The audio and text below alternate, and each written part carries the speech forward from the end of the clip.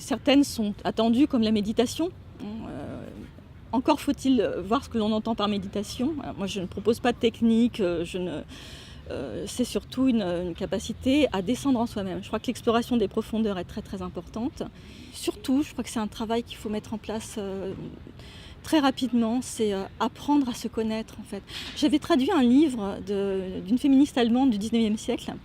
Et c'était à l'époque où j'étais vraiment très très bien intégrée socialement. Et ce livre s'intitule « Deviens celle que tu es ».